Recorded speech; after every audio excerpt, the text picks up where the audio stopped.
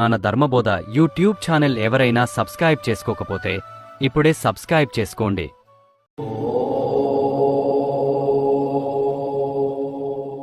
బ్రహ్మముహూర్తంలో ఉదయం సుమారు తెల్లవారుజాము 4 గంటలు నుండి తెల్లవారుజాము 5:30 మధ్య నిద్రలేచి ఈ 3 పనులు చేస్తే మన జీవితంలో శాంతి, ఐశ్వర్యం, సానుకూల శక్తి పెరుగుతాయని మన సంప్రదాయం చెబుతుంది.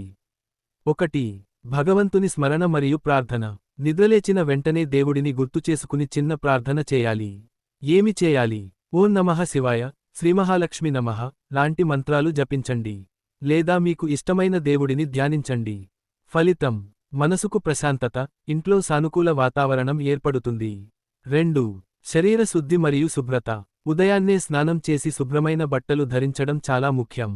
ఏమి చేయాలి? పళ్ళు తోముకోవడం, స్నానం చేయడం, శుభ్రమైన దుస్తులు వేసుకోవడం.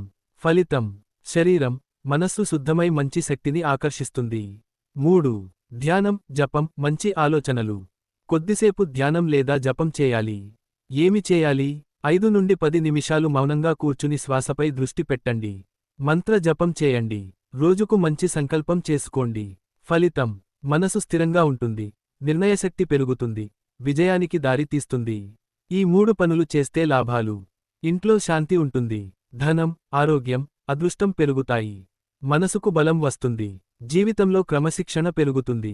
మన సంప్రదాయం ప్రకారం ఇవన్నీ పాటిస్తే మహాలక్ష్మి కృప మన ఇంట్లో ఉంటుంది అని నమ్మకం.